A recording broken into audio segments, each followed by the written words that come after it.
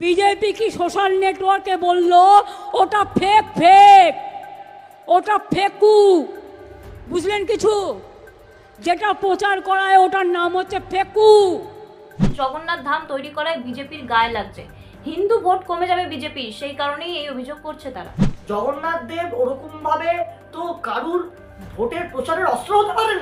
হবে তৃণমূল কংগ্রেসের সাথে চুরিটা ওতপ্রোতভাবে যুক্ত, তিনি ঢুকতে পারেননি পুরীর মন্দিরে, অভিযোগ উঠে আসছে।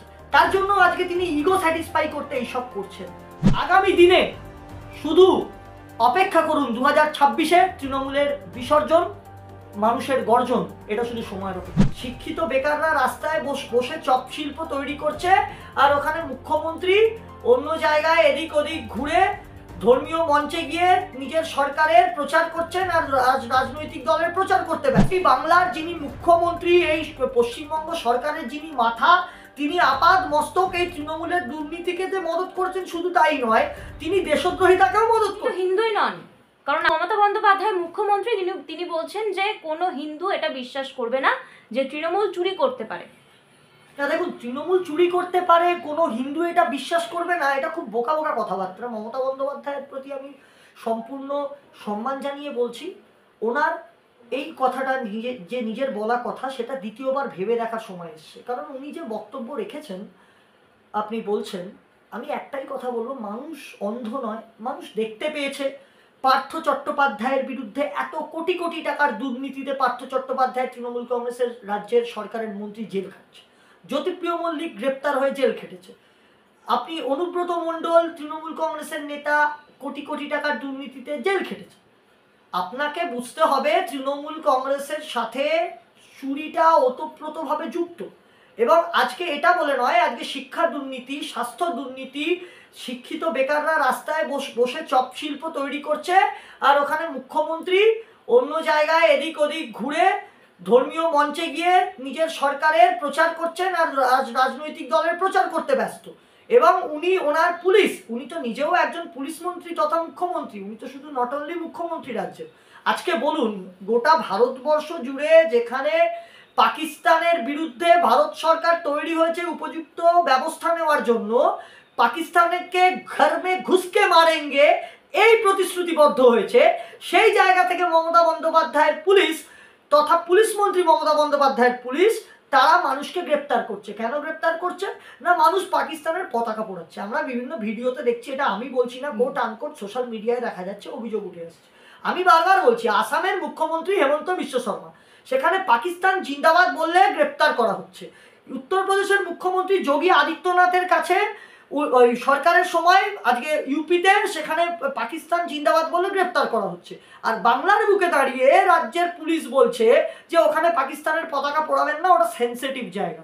তার অর্থ কি? আমি বারবার বলছি, এই বাংলার যিনি মুখ্যমন্ত্রী, এই পশ্চিমবঙ্গ সরকারের যিনি মাথা, তিনি আপাদ মস্তক এই তৃণমূলের দুর্নীতিকে যে মদত করছেন, শুধু তাই নয়, তিনি দেশদ্রোহিতাকেও মদত করছেন। যদি সেটা না হতো, আজকে যাদবপুরের বুকে, দেখুন, তৃণমূল কংগ্রেস আমাদের বিরোধী হতে পারে, কিন্তু শিক্ষামন্ত্রীকে আমরা সম্মান করি।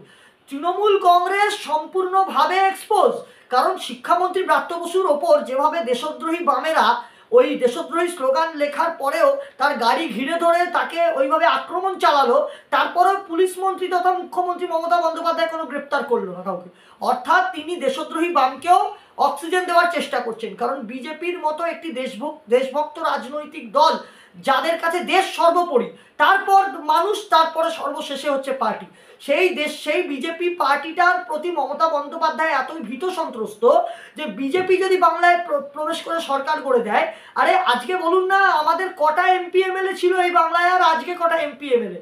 তারপরেও তৃণমূল কংগ্রেসের, আমি বলছি কোর্টে কেস চলছে ঠিকই, মানছি, কিন্তু তারপরেও তো নির্বাচন কমিশন রিপোর্ট দিয়েছে, নন্দীগ্রামে কারুর কাছে একজন 1956 ভোটে মমতা বন্দ্যোপাধ্যায়, কারুর কাছে কেন, রাজ্যের বিরোধী দলনেতার কাছেই হেরেছেন তিনি। এটা আমি বলছি না, নির্বাচন কমিশন রিপোর্ট দিয়েছে, তারপরে কোর্ট কাছারি হয়েছে, কিন্তু আজকে তিনি হারলেন কেন?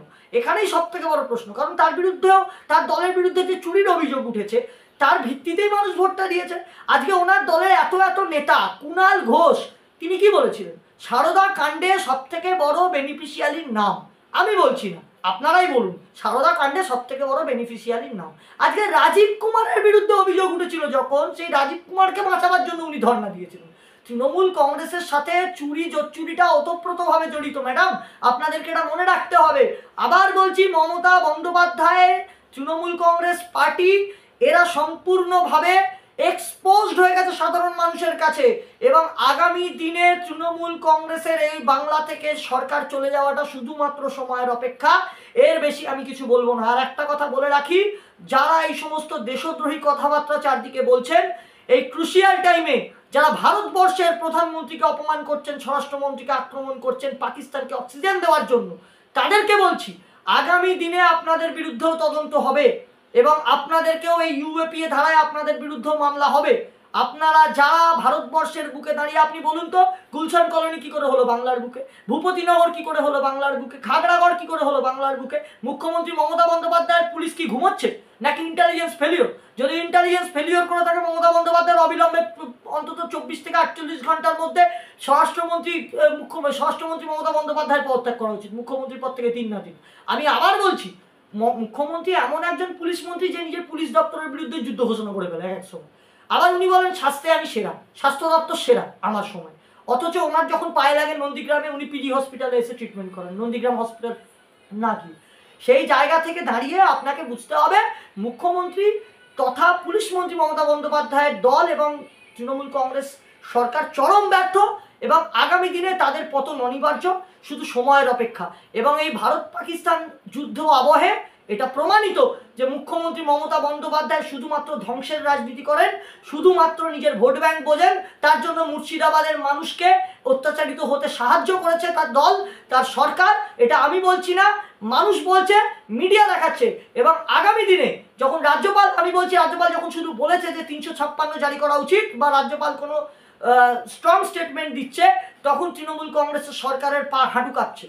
কারণ সে বুঝতে পেরেছে সম্পূর্ণভাবে জেহাদি বাংলাদেশিরা ভরে গেছে এই বাংলায়, এবং তার জন্য যদি কেউ দায়ী হয়ে থাকে, এই ইন্ডি জোটের নেত্রী মমতা বন্দ্যোপাধ্যায়, এই সিপিএম এর সীতারাম ইয়েচুরির দল সিপিএম, এবং তার সাথে রাহুল গান্ধীর দল কংগ্রেস, এই ইন্ডি জোটই দায়ী। যারা যারা এই ইন্ডি জোটের সরকার যে যে রাজ্যে রয়েছে, সেই সব রাজ্যেই আজকে একই অবস্থা। অন্যদিকে মমতা বন্দ্যোপাধ্যায় তিনি বলছেন যে যারা তার নামে অভিযোগ করছে যে তিনি চুরি করেছেন, তাদেরকে কানমোলা দেওয়া হবে। এমনকি জগন্নাথ ধাম তৈরি করায় বিজেপির গায়ে লাগছে, হিন্দু ভোট কমে যাবে বিজেপির, সেই কারণেই এই অভিযোগ করছে তারা। দেখুন, সব থেকে বড় কথা, জগন্নাথ ধাম আবার কি? আমরা পুরীতে জগন্নাথ ধাম জেনে এসেছি। জগন্নাথ দেব ওরকমভাবে তো কারুর ভোটের প্রচারের অস্ত্র হতে পারেন না। তিনি ঢুকতে পারেননি পুরীর মন্দিরে, অভিযোগ উঠে আসছে। তার জন্য আজকে তিনি ইগো স্যাটিসফাই করতে এইসব করছেন।